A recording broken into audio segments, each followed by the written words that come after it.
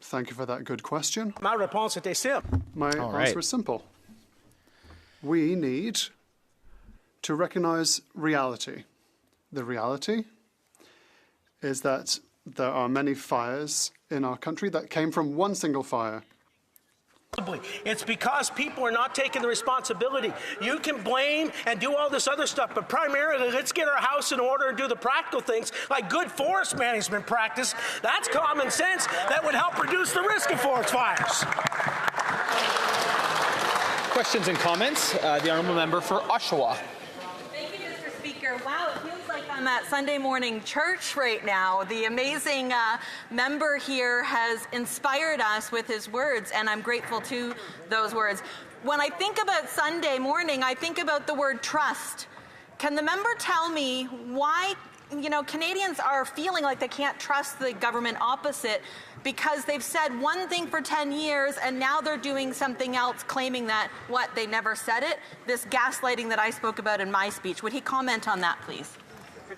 The honourable member for Tobique Mactaquac. Thank you to my honourable colleague for that great question. And what has become abundantly clear is that people are tired of the contradictions and they're tired of the verbal gymnastics where one thing is said in conversation, grandiose ideas are put forth, but in the reality of walking it out and taking the steps necessary to actually release the potential of our country, they do nothing. They talk a great talk, but let's see what they do when it comes to actually putting in place the policies necessary to unleash our potential and unlock our resources so that we can prosper and tackle the challenges that are within our own country. The honourable member for Kootenay, Alberni.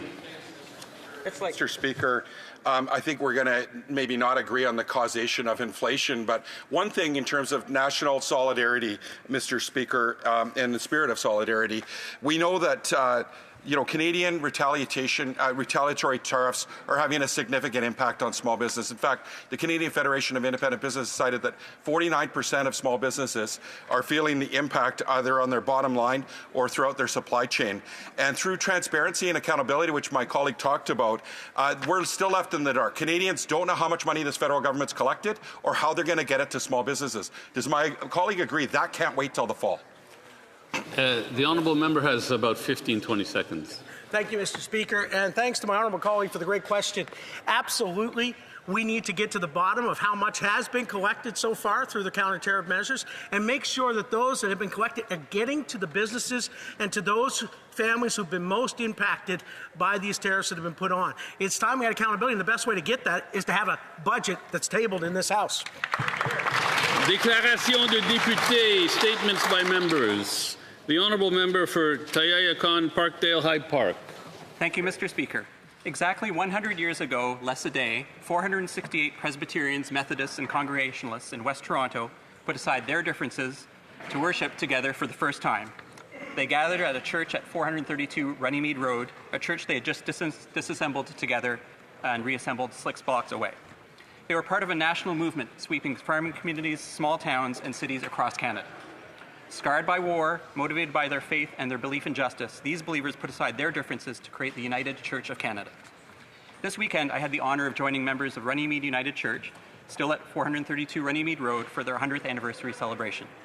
Thanks to Centennial Committee Chair David Ambrose and all of those who put on and attended this celebration. The community at Runnymede United is active, reconciling with its past, and reaching beyond its community to its neighbours and the world beyond. It's a spirit we see throughout the riding of Tayakon, Parkdale, High Park.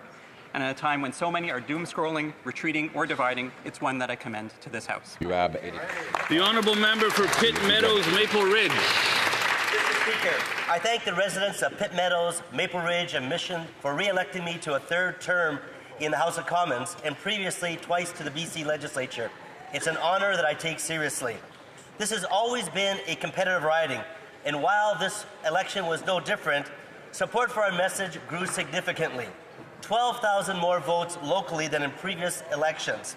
I saw a shift, particularly among blue-collar workers and young Canadians struggling with affordability. I spoke with thousands of constituents and asked a simple question. Are things better off after 10 years of Liberal rule? Not one person said yes. And that says a lot. The Liberals won, not by their own sorry record, but by copying conservative policies like the carbon tax and decade of Liberal cuts, mismanagement, and back office bureaucracy, of boondoggles, and wasted money on bungled projects. Our military has never been weaker. Now more than ever, we need a strong military that will reassert our sovereignty in the north, take back control of our Arctic waters. We need at least one, but probably two Arctic bases. We need fighter jets, Poseidon aircraft. We need 4 and not 2 icebreakers to bust up the ice and reassert that we are properly the ones that lay claim over our Arctic waters. We also need to fill the massive number of vacancies that have built up in our military after the last decade by increasing the dollars available to recruit and focusing the military on a warrior culture that actually inspires people to want to join again. All of this is going to take money, and that's why we support getting back to the 2% target as soon as possible. And we will support additional money for our military. That's why we're calling on the government to bring in a budget, because all of this will require a budget. A budget that not only puts this money forward, clearly identifies where it comes from, but cuts waste in bureaucracy, consultants, foreign aid, corporate welfare, and other areas so that the necessary increase in the military does not come as an inflationary burden on the backs of our Canadian taxpayers who've been suffering for far too long.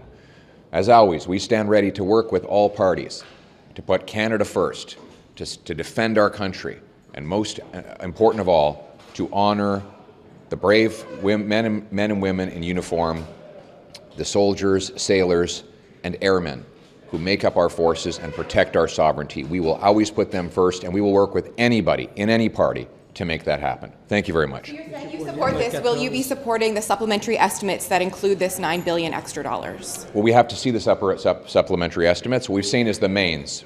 Sorry? I believe they were tabled. Oh, they were tabled this morning. Okay, I haven't seen them yet. So that part is true. So we were both right. I'll have to take a look at the subs and see what's in there. And was there anything else in there, or is it just this? There's definitely other things in it, I'm sure. Okay. I haven't had a chance to parse through beyond the... We're going to have to go to the library, the two of us, and go through the subs, I guess, eh?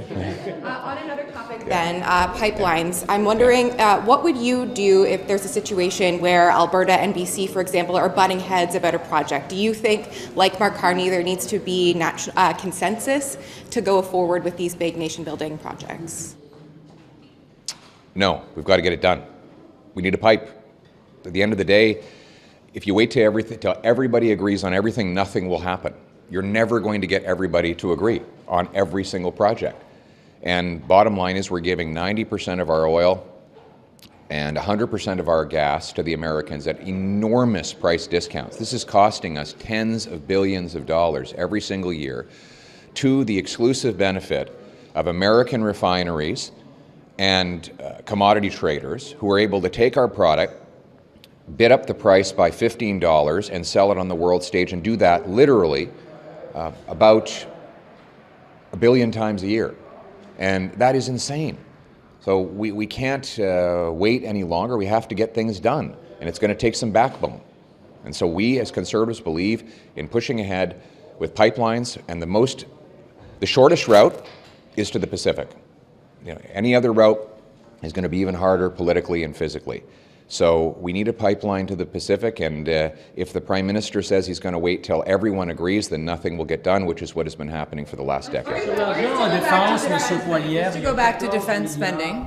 We'll go to Stephanie, and then we'll go French. Okay, just to go back to defense spending, you talked about the need to get to 2%, but the global conversation now seems to be moving towards 5%. So do you support that, and do you see a realistic way that Canada could get there? I haven't seen anyone hit 5%.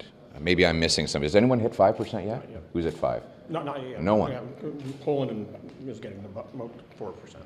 Poland's up to 4, but I haven't seen any country hit 5. I think the Americans are 3.6 right now. Yeah, 3.4. 3.4. This is my human encyclopedia here. What I also think we need to remember is let's focus on what we get done with the money we spend. It shouldn't simply be a question of the dollar figure. You know, if the government has another 10 big boondoggles like they did on the F-35 by canceling and then rebuying it, they would be able to get up to 3 or 4% without increasing any of our capabilities. I want us to focus on our capabilities. Yes, we'll hit the 2%, and then we can discuss how much higher to go after that. But the focus of NATO and our country has to be what extra defense capabilities are we able to add, and how can we be the strongest possible military with the most affordable price tag to the taxpayer at the same time. Pour atteindre le 2%, oui. Il y a 9 milliards de dollars de nouvelles dépenses, mais 14 milliards de dépenses qui existent déjà, qu'on prend ailleurs, puis là, tout d'un coup, ça va être affecté à notre montant à l'OTAN. I wish they did a translator for when they do media scrums. If anybody speaks French in chat, can you translate what this guy's asking and what Pierre's response is? Le Premier ministre a dit que c'est pas la comptabilité créative. Mon français est correct? Il a dit que c'est pas la comptabilité créative. Moi, j'ai hâte de voir des chiffres. J'ai hâte de voir qu'est-ce qui sera compris dans le 2% pour pouvoir augmenter le pourcentage reconnu. Évidemment, on doit suivre des règles, mais en même temps, si on fait des dépenses qui sont réellement liées à la sécurité internationale et nationale, ça devrait être compris dans le 2%. So, the question was about reprofiling. Do you have any comments on that? The reprofiling of existing expenses. Sure. So we know that since 2017 that there's been a complete recalculation and creative accounting, I call it, that's been taking place, but it's allowed under NATO rules and has been for the last several years, which allows things like veterans pensions, some government of Canada, Global Affairs Canada, monies that deal with conflict resolution to be added into the defense numbers. We don't know exactly what those numbers are, though, and that's why we're seeing a bit of a delta here between what's in the new announcement, what's actually in the supplemental A's, and we know that there is money that's going to be coming over from Coast Guard because now Coast Guard is going to be absorbed in as well. However, NATO's still going to be watching whether or not Coast Guard remains a civilian organization the way it is. They still have their research to do. They still have their environmental ships as well as ice-breaking capabilities to make sure the St. Lawrence Seaway and elsewhere is maintained for commercial traffic. But at the end of the day, to be fully counted in for defense spending, they actually have to bring some security protocols to the table, and that means that ships may need to be armed up. That means that there has to be paramilitary personnel on board, not just civilians. And so these are the things that the Coast Guard is going to have to address, and we need to take a look at to see how it's going to affect their overall operations, and ultimately how those reprofiled dollars, which include now veterans' pensions, to also, we're talking about 20% of the NATO number that's reported is made up of other departments, not national defense. And actually, when you start comparing apples to apples, what Liberals spent last year compared to what we spend is about the same. Le ministre Champagne a évoqué ce matin un Buy Canada Act, M. Poilièvre, pour prioriser les achats canadiens dans les contrats publics. Qu'est-ce que vous pensez de la possibilité de ce projet de loi-là? Ça m'intéresse énormément. Nous devrions protéger notre souveraineté économique et nous devrions pouvoir approvisionner notre gouvernement avec les produits faits ici au Canada. Donc, pour repatrier la production ici au Canada, on doit aussi rendre la vie plus abordable pour les entreprises qui produisent ces choses-là. Maintenant, la présence de taxes, de paperasse, des obstacles pour fonctionner comme entreprise ici au Canada nous empêche de fournir des services et des produits ici au Canada. C'est l'une des raisons pour lesquelles nous sommes aussi dépendants sur les autres économies, surtout les États-Unis. J'aimerais aussi clarifier. All right. So we believe in buying Canadian. We want to be a more sovereign and independent country, less reliant on the Americans and other countries. But we have to make this a country where you can make things again. Right now, there's so much bureaucracy, so many delays to get permits. There's such high taxes on our investors and workers that often they can't compete with foreign suppliers, and that's why we've become so hopelessly dependent for so much of our existence on the rest of the world. But we believe in unlocking the free enterprise system with low taxes, the fastest permits in the developed world, so that we can actually make stuff here in Canada and be self-reliant for the future. Thank you very much. Appreciate it. Okay, let's switch over to the House. Canada's capital city. Ottawa is home to the highest concentration of tech talent in North America, with over 13% of our workforce in the tech sector. Our innovation ecosystem includes more than 65 federal research labs and world-class institutions like Area X.O. My riding of Canada is home to Canada's largest technology park, with over 500 companies and more than 30,000 people working there each and every day. Leaders like Canaxis, Solis, Renovis, and Solink are not only growing our economy, they're transforming global industries. Mr. Speaker, I invite all members of this House to join me in celebrating Ottawa's innovators and entrepreneurs this week. Their work is powering not just our local economy, but shaping the future. The honourable member for Flamborough-Glanbrook Brant North. Mr. Speaker, after the lost Liberal decade, the dream of home ownership continues to be a nightmare. A new study ranks Toronto as the least affordable housing markets in the world. Construction costs are up 58%, and zoning delays mean it takes up to 32 months to approve a single project in Toronto. No wonder Canada is short 2 million homes. Housing costs will average 52% of household income this year, according to a new federal memo, and that's up from 38% in 2015. And I've heard from far too many families in the GTHA that now teeter on the brink because their monthly payments are up thousands. And for young Canadians who have yet to enter the market, they've simply given up. Even the new housing minister admits it's a crisis, but says it's a slow-moving creature. After 5 housing ministers in 6 years, Canadians can't wait any longer. The honourable member for Bourassa. Thank you very much, Mr. Speaker. Last weekend in Bourassa and across the country, we celebrated Neighbours' Day, a great time to strengthen ties, share a smile, and build more supportive communities. But Bourassa is also buzzing with excitement over the NBA Finals. 2 players from Montreal, from Canada, from Quebec will be facing off in the NBA Finals. One of the winners will bring the cup back to the riding of Bourassa and make Montrealers, Quebecers, and Canadians proud, particularly residents of Bourassa. There will be 2 giant screens so that people can view the playoff, the game at Pilon Park, and we will have the cup back here in Montreal. For Mission Matsqui Abbotsford. Mr. Speaker, Conservatives are calling on the Prime Minister to table a budget as soon as possible. The Prime Minister platformed on making groceries more affordable for Canadians, yet they will spend $800 more on food this year. Food prices continue to rise, and I'm only referring to essentials such as beef, chicken, apples, white rice, and infant formula. The Prime Minister's first spending bill, the main estimates, is increasing government spending by 8%. And this House has been clear that the Liberal deficit spending is driving this inflation. Inflation hurts us all. Hardworking Canadians are visiting food banks at record levels. Last year, Food Banks Canada reported an unprecedented level of 2 million visits in March alone.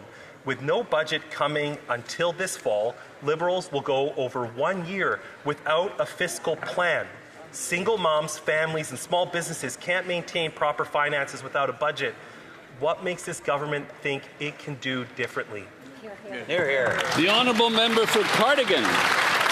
Mr. Speaker, on Saturday I was proud to mark International Trails Day in Morel, Prince Edward Island, which was one of 13 communities across the country where Trans-Canada Trail supported events to celebrate and give back to the trail.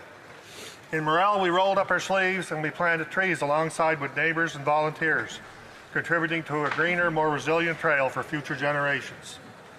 It's a powerful feeling to know that at the same time, Canadians across our great nation were also coming together to care for this incredible national resource.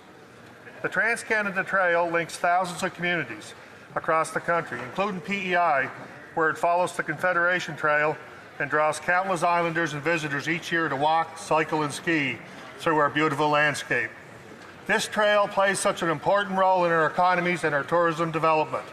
Thank you to Trans-Canada Trail, the town of Morel, and all the volunteers who made this celebration a success, and who remind us of the power of trails to connect people to nature and each other. Thank you. Oral questions, questions orales. The honourable member for Leeds, Grenville, Thousand Islands, Rideau Lake. Love it. Conservatives have tabled a motion in this House that the Liberal government finally put forward a fiscally responsible budget. This Prime Minister says that he wants to be held to account based on what Canadians are paying for their groceries. But instead of putting forward a budget or bringing down grocery prices, he's introduced $500 billion in what we can only assume is more inflationary spending, with Canadians expected to pay an additional $800 in groceries this year over what they paid last year. Our ask is very simple for this Liberal government after 10 years of their inflationary spending. The Honourable Minister of Finance. Mr. Speaker, there will be a budget in the fall of this year, but you know what's a bit rich for Canadians watching at home is to see these Conservatives who have consistently, at every step of the way, voted against affordability measure. Right. Mr. Speaker, they voted against childcare. They voted against pharmacare. They voted against the dental program we have in Canada. Mr. Speaker, how can you stand up in this House seriously and criticize this government where at every step of the way you fail Canadians to have their back in times of needs? The honourable member for Leeds, Grenville, Thousand Islands, Rideau Lakes. Conservatives have consistently voted against all of the inflationary spending and their half measures that would see those savings vaporized by their continued inflationary spending, and we'll keep voting against it unless we see a responsible budget from this government for once. Moms and dads, small businesses, single Canadian seniors, they all have to table a budget. They have to live by a budget. So why is it that these Liberals, while food prices are going through the roof and moms are having to water down the milk that they give to their babies, these Liberals won't just table a budget? The Honourable Minister of Finance. Mr. Speaker, Canadians know that when we have a choice, we will always side with them, Mr. Speaker. We have sided with children in this country to make sure that it would have a national food program. We have sided with our seniors to make sure that there would be a dental program in this country. We have sided with young families, Mr. Speaker, to make sure there will be childcare.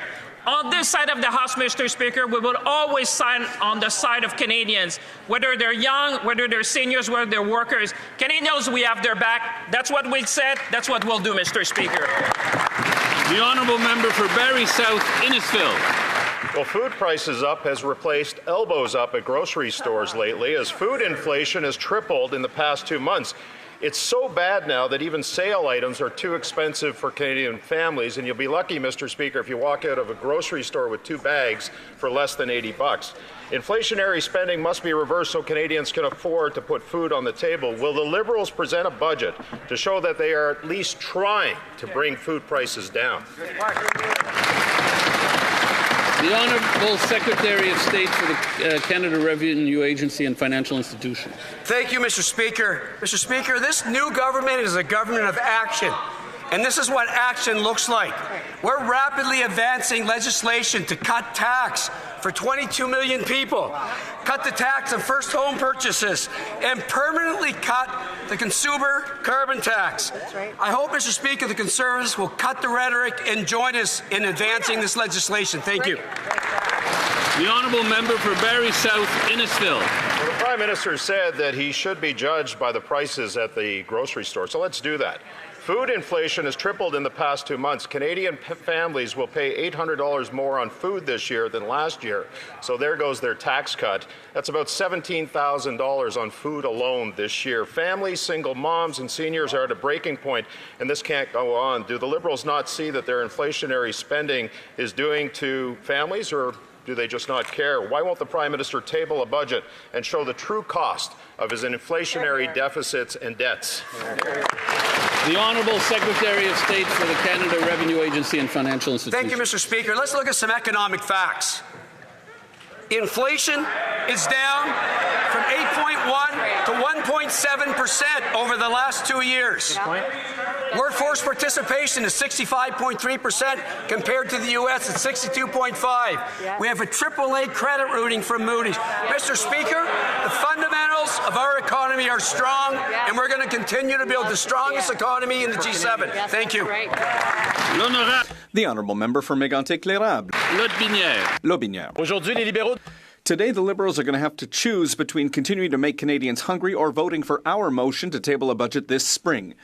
Groceries cost a fortune. Food banks are having a hard time keeping up, and they're saying there's a social emergency. All of this because of the inflationist policies of this Liberal government and this Prime Minister. And it's Sylvain Charlebois, not me, who's saying that a major part of inflation in Canada's grocery stores is caused by government policies.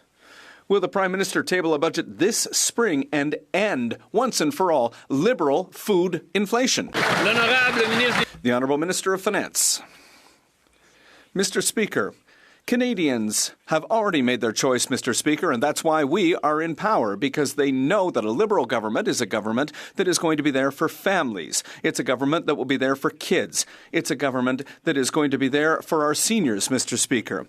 And what's really strange today for people who are watching at home is that at every opportunity that the Conservatives have had to make a choice, they have always voted against measures to help Canadians. Mr. Speaker, we won't take any lessons from the Conservatives on this. We'll continue to fight for Canadians. The Honourable Member for Mégantic-L'Érable, Lotbinière. Well, the Prime Minister himself said that he wants to be held responsible for what Canadians pay at the grocery store. He said that, and he and his government are responsible for the second worst food inflation prices in the G7. Since he's become Prime Minister, the cost of groceries has gone up by $800 per family. That's worse than under Justin Trudeau. Imagine. He's increased spending by 8% without a budget. He promised to keep it at 2%. Will he present a budget this spring, yes or no? Or will he continue to be as irresponsible as his predecessor? The Honourable Minister of Finance. Mr. Speaker, the responsible thing to do is exactly what we've done, which is to cut taxes for 22 million Canadians, Mr. Speaker. That was the responsible thing to do. The responsible thing to do is to make sure that Canadians have more money in their pockets, Mr. Speaker. That's one of the best affordability measures there is. On this side of the House, we are going to continue to fight for families. We're going to continue to fight for kids, continue to fight for seniors. Together, Mr. Speaker, we can build a Canada strong. The Honourable Member for Saint-Jean. Mr. Speaker, the measures to break down trade barriers in Bill C5 look like they're moving forward, but the Liberals have also included in C5 measures that would impose gas and oil pipelines on Quebecers. The Bloc Québécois is ready to work with the government on interprovincial trade, but this is a game that has to be played between two parties. If the Liberals want to collaborate, we can do that, but if they want to impose pipeline projects, there's going to be a problem. Will they split Bill C5? The Honourable Minister of Transport and Internal Trade. Mr. Speaker, everyone in this House agrees on one important issue, and that is that today we are at a critical moment for Canada. We are facing a tariff threat from the United States, and in this critical time, all members in this House need to work together to build one Canadian economy to create the strongest economy in the G7. We need free trade across Canada. We need to build big projects. The Honourable Member for Saint-Jean. Mr. Speaker, the second part of C5, the Building Canada Act, could also be called an act to destroy the planet. Ottawa is giving itself the right to approve fossil energy projects through decree without environmental assessments or consultations. Ottawa can decide on its own. It says that it'll, quote-unquote, consult Quebec provinces and Indigenous people by putting a fait accompli in front of them. Will the Liberals realize that this is a step backwards for the environment and when it comes to respect for democracy? The Honourable Leader of the Government in the House of Commons. Thank you, Mr. Speaker. You know, C5 is an answer to an economic crisis, a crisis that has been provoked by our southern neighbours. It's a trade crisis, and here is the answer.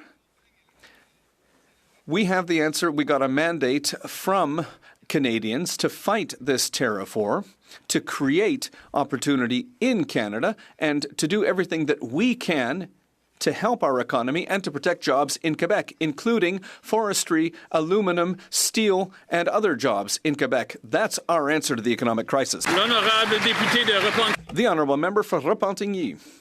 Mr. Speaker, 6 weeks after the election, let's look at the Liberals' environmental record.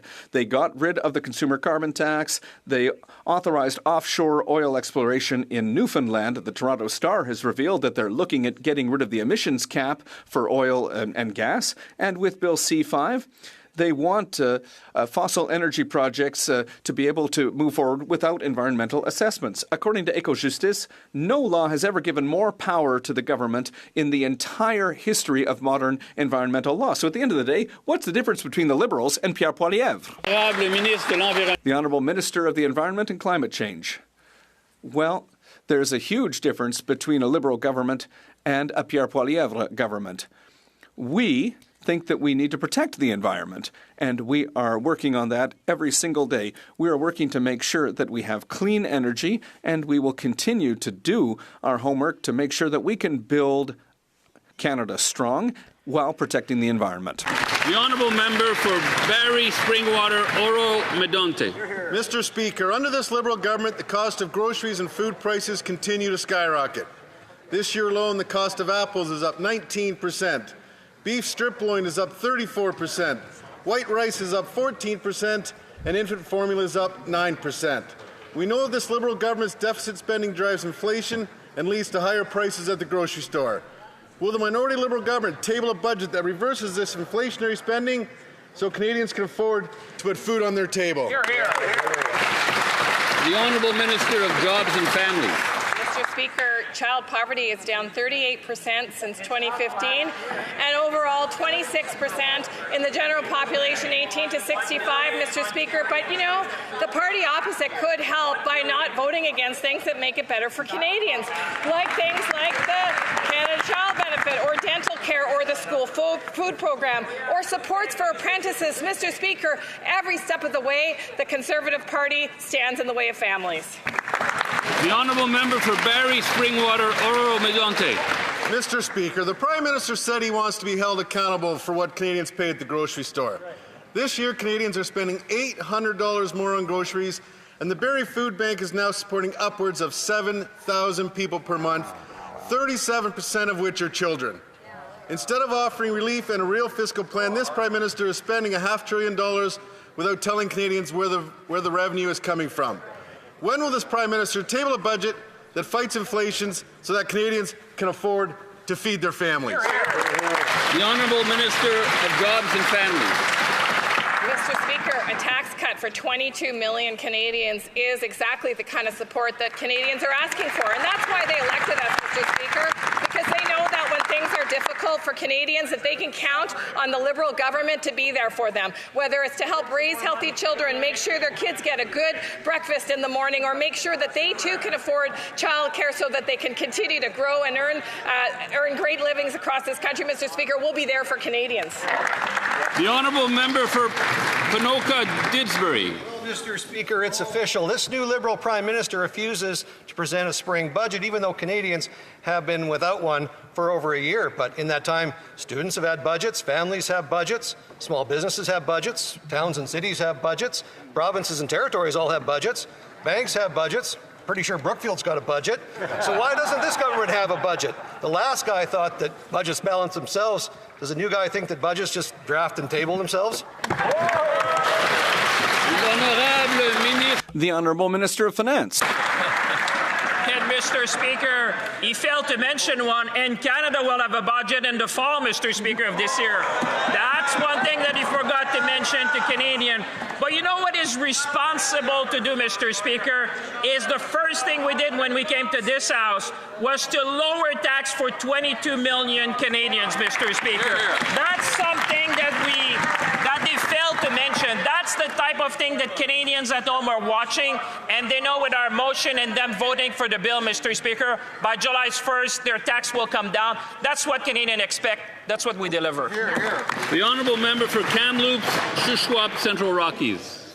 Mr. Speaker, Canadians from Field, BC and the Rockies to the ranchlands of Kamloops tell me that family budgets are being destroyed by Liberal inflationary spending. The Prime Minister wants to be held to account by what Canadians pay at the grocery store. Today we're debating our Conservative motion calling for a budget as soon as possible.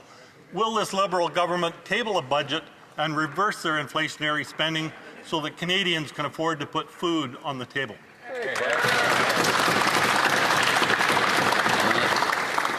The Honourable Secretary of State? For seniors. Seniors, that's what I figured. Yeah, go ahead. Thank you, Mr. Speaker. It's an honor to rise in this House for the first time as the member for Esquimalt Saanich Sioux. Mr. Speaker, this government is doing important work to ensure that we are protecting vulnerable Canadians, including vulnerable seniors, and that's why we continue to stand up for seniors. We're restoring eligibility to age 65 with the Old Age Security Program, and this is an important step to defend vulnerable seniors from falling into poverty. This policy also helps to protect low-income seniors who depend heavily on OAS and GIS. The Honourable Member for Selkirk, Interlake Eastman. After the lost Liberal decade by Justin Trudeau and company, our military is gutted and Canada has been left weaker, poorer, and defenceless. For 10 years, these Liberals failed to take our national defence and security seriously, instead relying on our allies to defend Canada's sovereignty. The Canadian Armed Forces is facing a devastating recruitment crisis and does not have enough soldiers, sailors, and aircrew. And only half of our military equipment is serviceable. Why should Canadians believe this Prime Minister will fix what his Liberals have already broken? The Honourable Minister for Veterans Affairs. Mr. Speaker, today is a good day for Canada.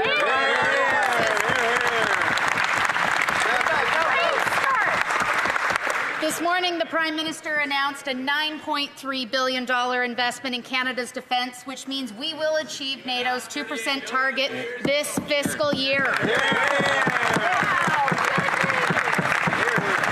is the largest investment in defence since the end of the Second World War. Mr. Speaker, I can tell you on this side of the House, we're thankful to those who served, past and present. Honourable Member for Selkirk, Interlake Eastman.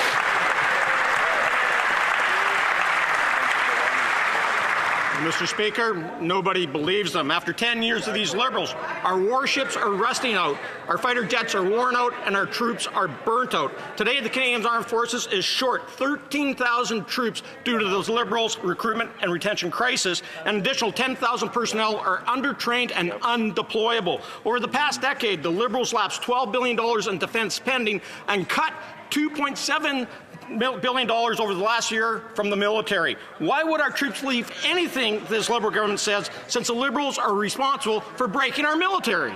The Honourable Minister for Veterans Affairs. Mr. Speaker, as I said, today is a great day for Canada, for our allies and our partners around the world are watching. I find it surprising that the Conservatives want to talk about supporting and equipping forces when they're the ones who cut Canada's defence spending to below 1%.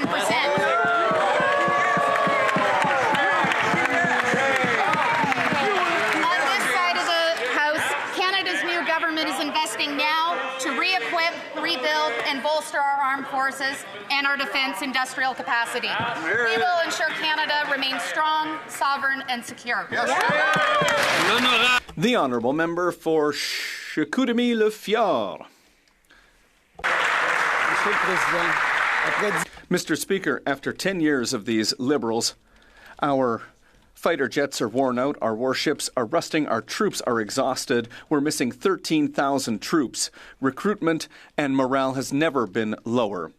Over the last Liberal decades, the Liberals cut $12 billion in defense spending and cut the budget. Our forces have been abandoned. Mr. Speaker, how can a government who is responsible for this fiasco claim to be unaware of this fiasco and claim to fix it?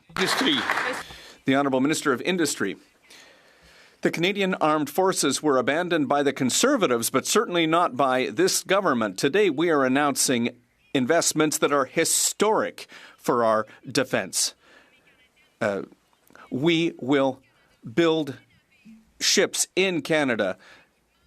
Planes in Canada. Will be creating jobs here in Canada. We'll be creating jobs in Quebec and across the country, and we will protect our sovereignty. The Honourable Member for Saint-Hyacinthe-Bagot-Acton. Mr. Speaker, Ottawa has just announced $9 billion in new defence spending for this year. In the current global context, the Bloc Québécois agrees that we need to invest in defence. But that's $9 billion more. Thank you. Could applaud as well. That's $9 billion more that the Liberals are asking us to approve blindly without a budget or even an economic update. Nobody will know how this money is going to be financed, nor how big the deficit is going to be when we're expected to vote on these measures. Can the Liberals finally be responsible enough to show us what the books look like?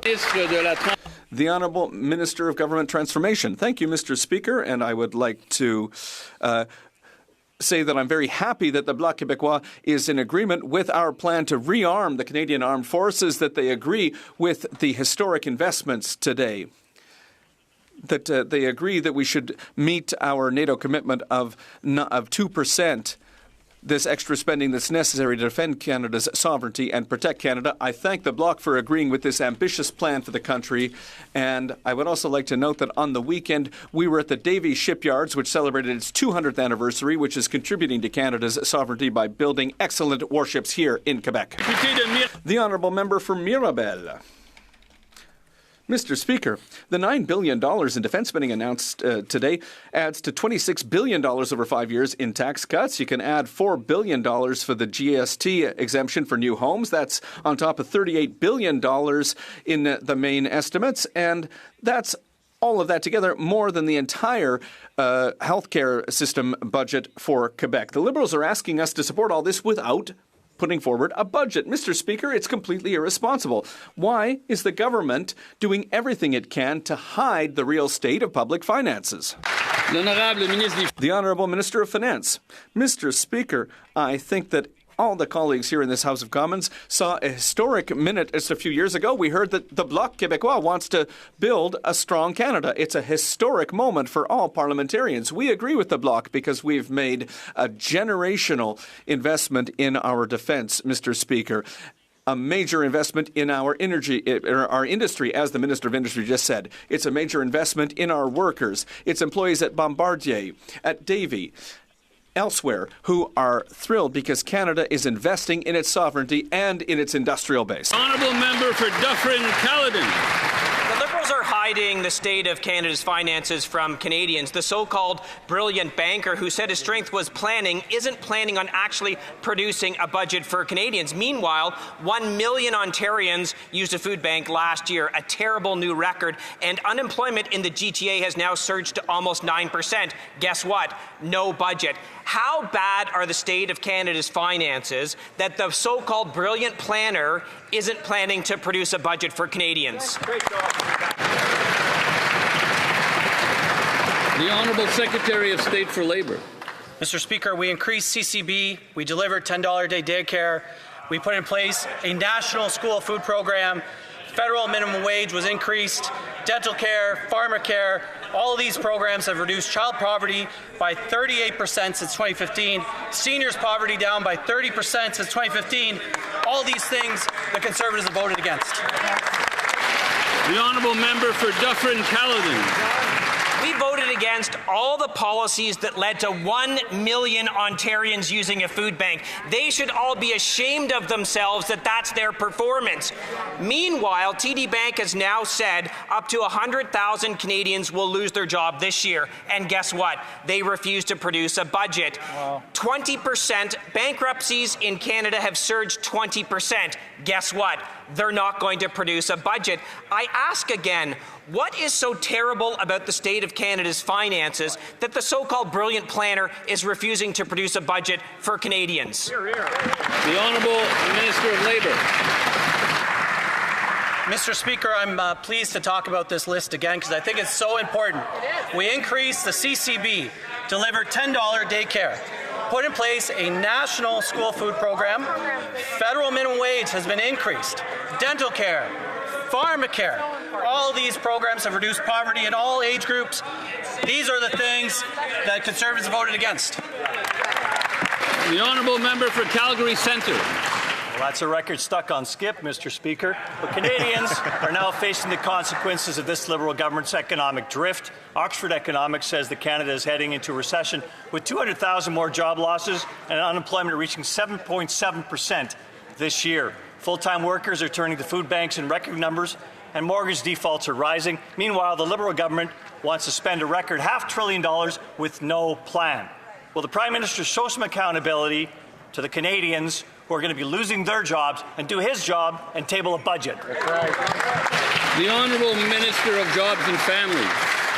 Mr. Speaker, a tax cut for 22 million Canadians is exactly the kind of relief that Canadians are looking for, on top of all the programs and supports for Canadians, whether they have children, whether they're seniors in low income. We expect then, with all of this concern, that we'll see support from the Conservative Party and things like our One Canadian Economy Bill, Mr. Speaker, which is going to even further enhance opportunities for Canadians to have well-paying jobs all across the country. The Honourable Member for Richmond, Athabasca. Thank you, Mr. Speaker. First, I would like to remind the Prime Minister that he leads a minority government and that the majority of elected members of the House of Commons voted in favour of tabling a budget this spring. This morning, I was present for the Conservative motion, but there's been no response. I'll try my luck here. 2 simple yes or no questions. 1. Does the Prime Minister respect this institution that is the House of Commons? And 2, will he respect the will of the majority of elected members and table the budget? The Honourable Minister for Finance. Mr. Speaker, 2 answers. Yes, we do respect the House of Commons, and yes, there will be a budget tabled in the fall of 2025, Mr. Speaker. And yes, Mr. Speaker, we are working for Canadians. I know that we have new colleagues in the House, including him, but no doubt he's heard the great news for people in his riding that there will be a 22 million Canadian tax cut. And I'm sure that he'll call people in his riding so that they can all celebrate a great moment for Canadian taxpayers. The Honourable Member for Richmond, Athabasca. Thank you, Mr. Speaker. I'd like to thank my colleague for his answer, but the answer was wrong. He said there'd be a budget in the fall, but we want it in the springtime. A recession is looming with a possible loss of 100,000 jobs, according to TD Bank. Already, full-time workers are using food banks in record numbers.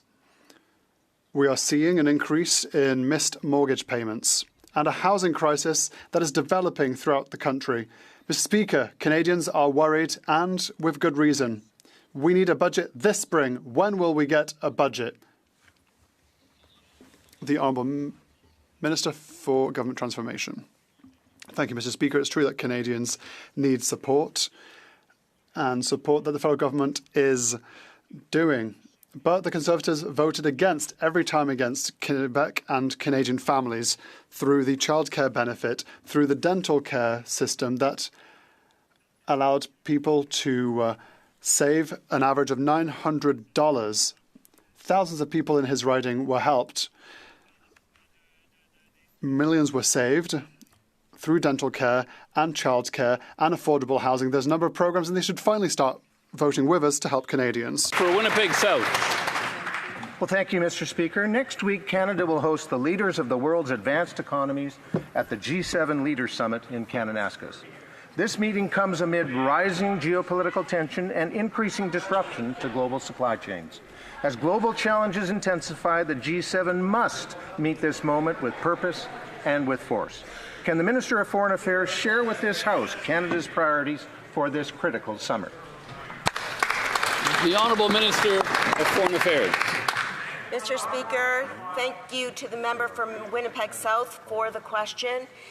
The world is facing geostrategic challenges, and Canada is ready to lead. Canada has what the world wants and the values to which the world aspires. As president of the G7, Canada will leverage our strength to seek new agreement on protecting our communities and the world, building energy security, and securing the economic partnerships of the future. The world needs more Canada, and we will deliver. Honourable member for Parry Sound, Muskoka. Mr. Speaker, Canadians are being crushed by the housing crisis. The Liberals' own internal documents admit that housing now eats up 52% of household income. Mortgage delinquencies are at a record high. Families can't keep up, young people can't get in, and this Liberal government will not show us a plan. Mr. Speaker, a budget is a plan. And while Canadians suffer, these Liberals refuse to present a budget that will solve the housing crisis. My question is very simple. Why? Why? The Honourable Member of Housing and Infrastructure. Thank you, Mr. Speaker. Well, this government is committed to taking action on housing, and that's why we've rolled out the GST break for first-time home buyers, saving them $50,000 up to $1 million purchase. That's why we've rolled out a tax break for 22 million Canadians to help them afford housing. We are taking action, and we will continue to take action at a pace that I hope the members opposite will support us on. Excellent answer. The Honourable Member for Parry Sound, Muskoka. Well, Mr. Speaker, here's what we know now. We know now that Toronto and Vancouver are two of the most unaffordable cities in the world. We know that the cost to construct a residential building in Canada has increased by 58% in the last 5 years. We also know that this latest housing minister increased home building taxes by 141% while he was mayor of Vancouver. And we know that the TD Bank has declared that this government will not come close to their promise to build 500,000 new homes per year. Mr. Speaker, are the Liberals refusing to deliver a plan because they don't actually have a real one? The Honourable Minister of Housing and Infrastructure. Thank you, Mr. Speaker. This government has been very clear about our plan for housing, the most ambitious plan for housing in Canadian history, and that is Build Canada Homes. That is moving forward on actions, concrete actions that will save people money. That's right. We are going to take action for multi-unit residential buildings that we hope the members opposite will support in the fall to increase rental supply. We are going to take action across the board, particularly on affordable housing, and we expect support in this House. We do. The Honourable Member for Thornhill. The housing minister who increased building taxes by 141% the last time he had a chance should be aware that Oxford's Global Cities Index found that residents of Toronto spend more of their income on housing than any other city in the world. But the man in charge of housing doesn't think that's a problem. He says that housing prices shouldn't go down, period.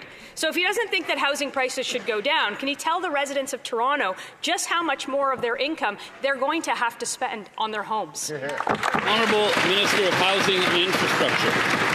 Thank you, Mr. Speaker. Well, I've got to say it's refreshing to hear the members opposite actually care about affordable housing, because they never did anything about it. That's right. That made life very difficult for mayors and premiers and housing ministers across the country that saw no support for 10 years from the members opposite in their government. Very true. We are taking action. We are committed to scaling up that action with Build Canada Homes and direct action in these weeks and months ahead. Thank you, Mr. Speaker. Honourable Member for Thornhill. Mr. Speaker, forgive me if I'm a bit skeptical of the housing minister who increased the price of housing by 179% in just 8 years in Vancouver. They broke housing. They fueled inflation that drove up rates. They rewarded those who blocked housing construction. They supercharged immigration numbers that outpaced the availability of housing. He says we need affordable housing. Great. But then he turns around and says that home prices shouldn't go down. Both of these things cannot be true, so which one is it? The Honourable Minister of Housing and Infrastructure. Thank you, Mr. Speaker. I'm frankly not surprised to hear the confusion on the other side of the House when you put the words affordable and housing together. That's right. We're taking action on it, Mr. Speaker, and though the federal government does not control the price of housing, we want to see the overall cost of housing come down. That's why we are investing in local partnerships with cities across Canada to bring the development cost charges down for housing and deliver affordability. Honourable Member for York Centre. Speaker, after a lost decade of this Liberal government, housing in Toronto is unaffordable. Last week we learned that new home sales are at a record low. Now, according to Oxford Economics, as a result of high immigration, quote, residents of Toronto spend more of their income on housing than the residents of nearly every other city in the world. You'd think that would prompt the Liberals to present a serious plan. Instead, they want a break for the summer without a plan. Speaker, will the Prime Minister respect the will of this House and pass a budget before his summer vacation? The Honourable Minister of Transport. Mr. Speaker, I really like to believe that all members of this House are sincere in their desire to make life better for Canadians, that they want to make life more affordable, that they want to get more homes built. And that is why I really hope that the members on the opposite side of the House will join us in supporting the One Canadian Economy legislation. This will help us build more homes faster. It will bring down prices for Canadians by 15% if we can remove all trade barriers in our own country. The Honourable Member for York Centre. The Minister of Housing said he doesn't want to bring down prices for Canadians. But, Speaker, Toronto residents can't afford a roof over their head. When I knocked on doors this spring, voters would tell me that they can't afford their mortgage. Or in apartments, they'd say, Roman, I can't afford my rent. It's heartbreaking. Liberal immigration policies are forcing Torontonians to spend more on their income on housing than anyone else on planet Earth. But the Prime Minister is failing Canadians and refuses to listen to this House. Speaker, when will the Prime Minister deliver a budget? Hear, hear. The Honourable Minister of Transport. No, not her again. No. Mr. Speaker, one of the policies the Prime Minister campaigned on was building modular housing. That is a way to get more homes built faster. And we know that by removing barriers to internal trade in our country, we can get a modular housing industry going in our country. Exactly. That is one of the solutions to the housing crisis. I hope the members opposite will be constructive and support this important legislation. Honourable Member for York Durham. Mr. Speaker, my generation refuses to live in a shipping container. Oxford Economics reports yesterday that Toronto's housing market ranks among the worst in the world for affordability. At the same time, mortgage delinquency rates in Toronto are higher than at any time during the pandemic. The financial burden is suffocating the next generation of homebuyers. And history has shown us, Mr. Speaker, if you fail to plan, you are planning to fail. A budget is a plan, Mr. Speaker, so my question to the Prime Minister is, when will Canadians see one? The Honourable Minister of Jobs and Families. Mr. Speaker, I've traveled all across this country. It's a huge privilege of this job, and I visited families in every riding from every walk of life, and I can tell you that modular housing, which provides a housing solution for so many families, is not a shipping container. And to speak with such a demeaning tone about families that are living in a variety of different kinds of housing really indicates the kind of disrespect that the Conservative Party of Canada has for low-income Canadians and middle-income Canadians, Mr. Speaker. The Honourable Member for Northumberland Clark. Mr. Speaker, tents are not houses. That's right. The Prime Minister told us during the campaign that Canada was facing the biggest crisis of our lifetime. Well, here's a crisis. In 2015, housing costs were an average of 38% of Canadian household budgets. Today, it's overwhelming. It's 52%. Wow. A recent study found that Toronto residents spend more of their income on housing than nearly every other city in the world. We were told that the Prime Minister, well, he's the man with a plan. Canadians want to see it, and time is of the essence. When are we going to get a budget? The Honourable Secretary of State for the Canada Revenue Agency.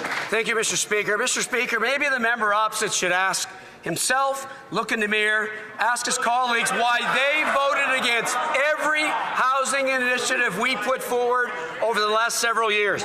Rapid Housing Initiative, Federal Co-Investment Fund, the Housing Accelerator Fund, Mr. Speaker. Their own leader told them not to support the program while the MPs themselves were trying to advocate for it. Shame on them, Mr. Speaker. That's right.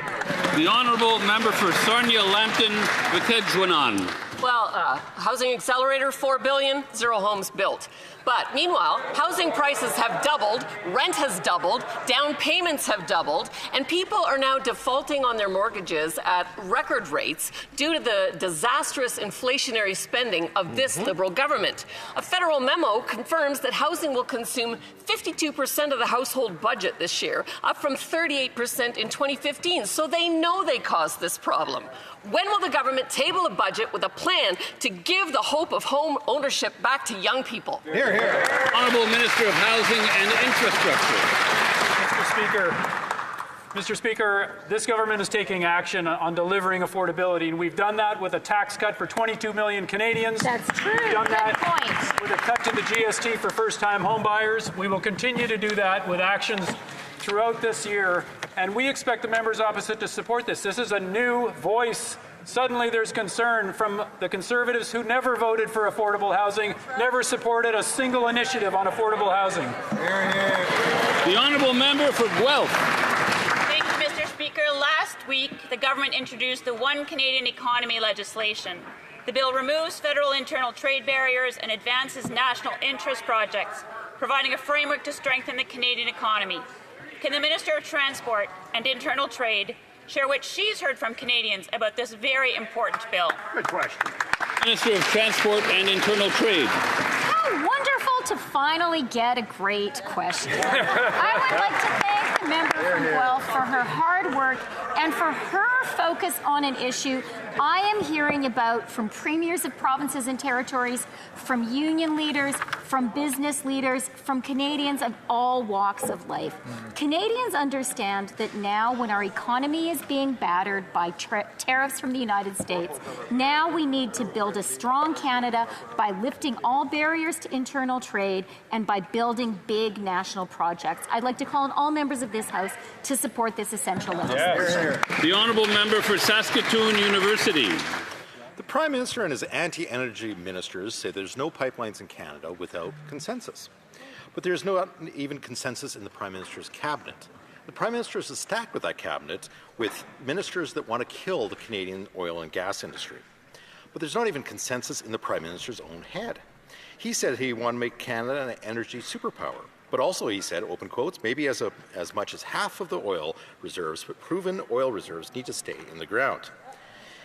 In the Prime Minister's head, who gets a pipeline veto? The Honourable Minister of Energy and Natural Resources. We presented the One Canadian Economy Bill to fast-track projects of national interest and build one economy, not 13. This bill will grow the Canadian economy and support our sovereignty to ensure we build the strongest economy in the G7. Canada's new government will work with provincial, territorial and Indigenous partners to get projects built and make Canada an energy superpower. I hope my Conservative colleagues will join us in supporting this bill. The honourable member for Saskatoon University. Same old Liberals. Our allies, like Germany, are desperately needing of energy, and Canada has the energy, but due to 10 years of anti-energy policies from the Liberals, they have blocked all pipelines in Canada, and we can't sell to Germany. Now the German ambassador says they will need to import LNG from America. This Prime Minister is selling out our country by sending our jobs and our wealth to the States. Does the Prime Minister not realize that no one is building pipelines in Canada because of the Liberal anti-energy laws, or is the Prime Minister's plan all along to keep it in the ground? The Honourable Minister of Energy and Natural Resources. Canada's new government will get projects built, create high-paying jobs, and bring greater prosperity to Canadians. That's why we presented the One Canadian Economy Bill, which will fast-track projects of national interest. If my Conservative colleagues want to get projects built, they should support the bill. let me be clear, we will do this while respecting Indigenous rights. By working with Indigenous partners and premiers, we will build the strongest economy in the G7. Honorable député. The Honourable Member for Côte-du-Sud, Rivière-du-Loup, Kataskomik-Témiscouata. Mr. Speaker, the German ambassador said yesterday that he still wants to import our natural gas. C69, C48, the production cap, the industrial carbon tax. This Liberal government is stifling our economic growth with its anti-energy measures.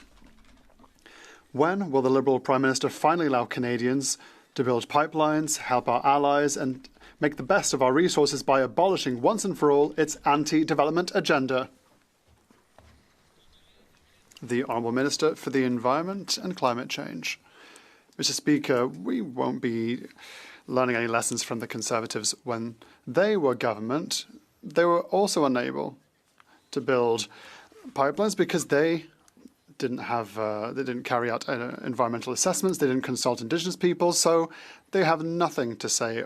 What we will do is build a strong Canada and a Canada that will take care of the environment and a Canada that will consult Indigenous peoples. The Honourable Member for Rivière-du-Midi. Mr. Speaker, the Canada Summer Jobs Programme provides young Canadians from coast to coast to coast with the opportunity to gain valuable work experience during the summer, thus allowing them to acquire and develop job skills for the future. Since 2020, this programme has helped create more than 454,000 job opportunities for young Canadians. Can the Secretary of State inform Canadians of the status of this important programme for the summer of 2025? For youth and children and youth. Merci, Monsieur le Président. Thank you, Mr. Speaker. First of all, I'd like to thank my colleague for Rivière-du-Midi What's the difference? Her important question. To build a strong economy with the best G7 workforce, our young people need to develop their skills and gain workplace experience. That is the reason for which your new government has gone even further by creating up to 6,000 additional summer jobs for young people this year, bringing the total to 76,000 jobs. I encourage young Canadians to apply for these exciting opportunities. Member for London Fanshawe. Mr. Speaker, last week dozens of skilled workers at General Dynamics Land Systems in London were laid off, leaving many London families in uncertainty. In addition, Ontario lost over 25,000 manufacturing jobs since last May alone. Canada's unemployment rate has climbed to 7%, the highest level since 2016 outside of COVID. Meanwhile, record mortgage defaults and soaring food prices are forcing even full-time workers to rely on food banks. When will the Liberals admit the harm of their policies have caused and table a budget that gets General Dynamics employees back to work? Hear, hear. L'honorable ministre de l'Industrie. Mr. Speaker, we will create jobs in this country. We will invest in our manufacturing sector. We will invest in the steel and aluminum sector. And that is why the announcement that the Prime Minister did today is pivotal.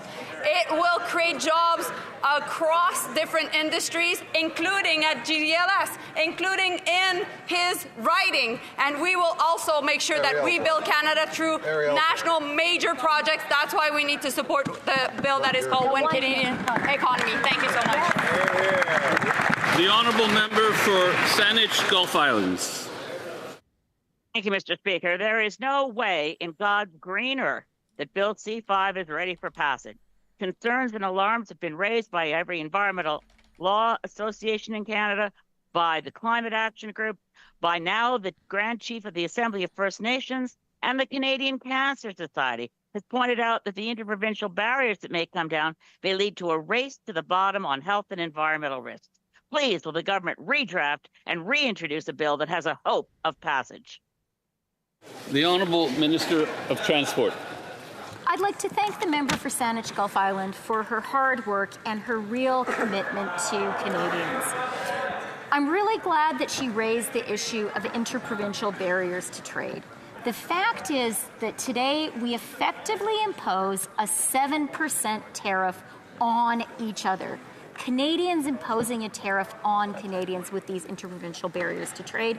Now is the moment when Canadians understand we need to stop doing this. We need to knit our country more closely together. We need to build the strongest economy in the G7.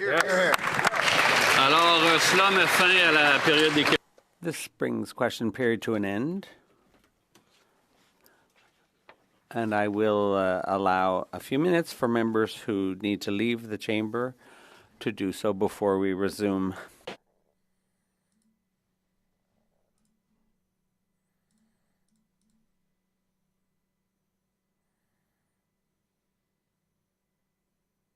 Emergency debate. Yeah, okay. Thank you, Sienna.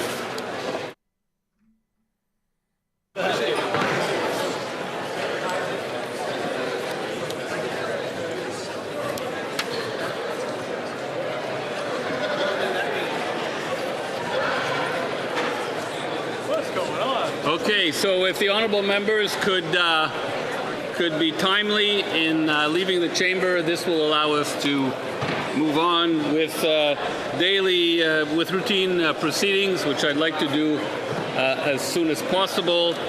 Tabling of documents. Mon discours l'autre jour, sur Garneau. Introduction of government bills. Statements by ministers. Rapport de délégation. Reports from interparliamentary delegations. Présentation de rapport. Presenting reports from committees. Dépôt de. Introduction of private members' bills. Il n'y a pas de projet de loi émanant des députés. Première lecture de projet. First reading of Senate public bills. There being no private members' bills to introduce. Presenting petitions. The honourable member for Saanich Gulf Islands. Merci, Monsieur le Président. C'est un grand. Thank you, Mr. Speaker. It's a great honor for me to take the floor to present a petition on public transit. 10-year transit plan that was funded will end in 2027, and that funding was inadequate to meet the needs of a modern industrialized country. The petitioners ask for a continuation of the fund, expansion of the fund, and that all governments pull together in order to ensure that Canadians have access to public transit across the country, coast to coast to coast. Thank you, Mr. Speaker. Presenting petitions, the honourable member for Courtenay Alberni. Mr. Speaker, it's a huge honour and privilege to table this petition signed by members of the Port Alberni Friendship Centre.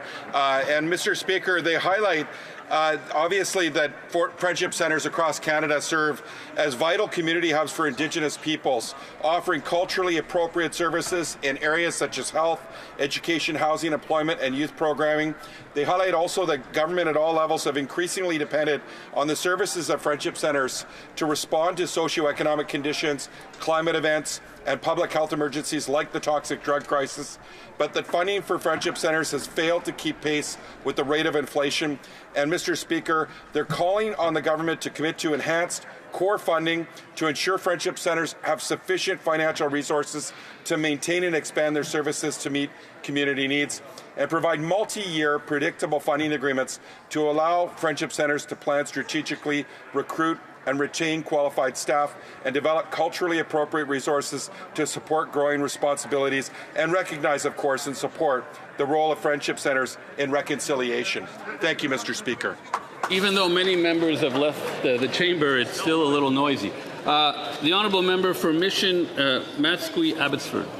Mr. Speaker, petitioners in my riding of Mission Matsqui Abbotsford are concerned on behalf of small businesses, including convenience stores, to remove restrictions on the sale of nicotine pouches. Many adult Canadians make use of nicotine pouches to help them quit tobacco smoking by relieving cravings and withdrawal of symptoms. Only allowing pharmacies to sell the product from behind the counter takes away the freedom of choice on where and how adults can access such products.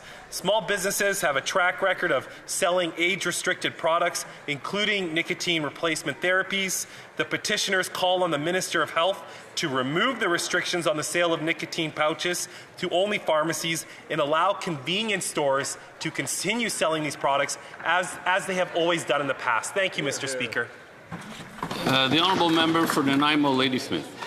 Mr. Speaker, last night Canada's National Holocaust Memorial was vandalized. The Ottawa police are now investigating the matter. The CEO of the Jewish Federation of Ottawa said, "This is not just vandalism. It is an act of desecration against the memory of 6 million Jews and millions of other victims murdered in the Holocaust." The House must unequivocally condemn this vile anti-Semitic act, and the government must enforce the law and protect Jewish Canadians from hate, violence, and intimidation. And the Minister of Public Safety should immediately and publicly condemn this act in solidarity with the Jewish community. Mr. Speaker, I'm tabling a petition today about human rights and political discrimination, and I commend this to the consideration of the House. Presenting petitions. Yes, the Honourable Parliamentary Secretary to the Government House Leader. Yes, Mr. Speaker, I didn't want to interrupt the member in her petition, but I think it's worthwhile in terms of just reviewing. The message is supposed to, when you present a petition, you're supposed to capture the essence of the petition and convey that to the House, not even to indicate whether or not you support a petition or you don't support a petition. And I've noticed that we seem to get off track maybe a little bit too much on that issue. So I just stand it up as a point, believing that maybe it's something you might want to review. Noted. Presenting of petitions. Okay. Questions. Okay. Colleagues, please, colleagues.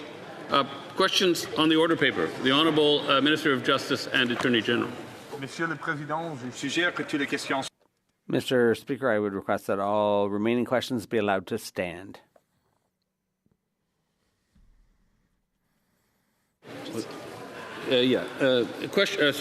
Request for emergency debates. The Honourable Member for Vancouver East. Order 52-2, I'm seeking leave to propose an emergency debate regarding the discriminatory U.S. travel ban announced by President Donald Trump, which came into effect at 12:01 a.m. today. The sweeping travel ban bars entry to the United States from 12 countries, including Afghanistan, Myanmar, Chad, Congo, Brazzaville, Equatorial Guinea, Eritrea, Haiti, Iran, Libya, Somalia, Sudan, and Yemen. Okay, what are we going to debate about it? Why would we debate about that? If they want to do a travel ban, what are we going to do to stop that? We can't do anything. It's there. This is a deeply troubling and discriminatory policy that disproportionately targets countries in Africa, Asia, the Caribbean, and South America, many with large Black and Muslim populations, or those deemed, quote, anti-American under vague ideological criteria. A former Biden administration official at the U.S. Citizenship and Immigration Services called it, quote, a misguided concept of collective punishment. It echoes the xenophobic and Islamophobic Muslim ban from Trump's first term and raises serious human rights concerns. Many Canadians have family, work, or study ties from countries facing a travel ban in the United States. Dual nationals, cross-border families, and individuals from affected communities are already experiencing fear and confusion. Human rights organizations report widespread concern and uncertainty. Amnesty International Secretary General Agnes Callamard, in response to the travel ban, said, quote, Trump's new travel ban is discriminatory, racist, and downright cruel.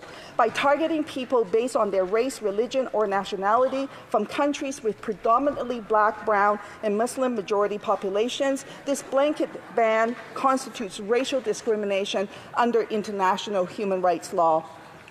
It also spreads hate and discrimination, reinforcing the misleading idea that certain populations are more likely to pose security risks or engage in acts of violence, end quote.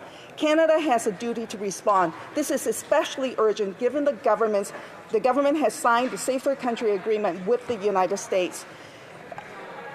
The urgent action is required on Canada's diplomatic and policy response to the new U.S. restrictions to protect the rights of Canadians and for Canada to ensure a human rights approach to protect vulnerable communities. Mr. Speaker, I hope that this request will be granted. I have no idea what you want to debate, but anyway, I mean, if that's what they're going to be debating, everybody's pretty much left the chamber at this point, and we'll call it here for today. Tomorrow, like I said, there's proc on after question period, so 3:30 p.m. Eastern Standard Time. There'll be proc, there'll be a link for that, and then there'll also be the typical link for question period. So we end question period, we go on to another link, and that'll be in the chat as well as on the page for the live section. So there'll be 2 live streams basically tomorrow, two separate links. Like I said before, the first order of business for proc is to determine a chair. Hopefully we get a conservative chair so he can call a bunch of meetings during the summer, because I always think that they should work in the summer. So do conservatives. And hopefully after the chair, they get to the main estimates. But yeah, that's pretty much it here for today. We will see you guys tomorrow, 2 p.m. Eastern Standard Time, question period, and then proc committee. So thanks for tuning in, guys. Appreciate you. I'm going to get a couple clips out on the channel right after this. This morning, MP Cooper had a good little speech and rant, and so I'm going to go ahead and clip that and get that for you guys because I missed that. I only saw it afterwards, but check back on the channel, probably about half an hour, and you'll see some clips that aren't about question period. They're just stuff that happened, parliamentary business this morning. So anyway, see you guys. Thanks for tuning in. Same time tomorrow. Bye-bye.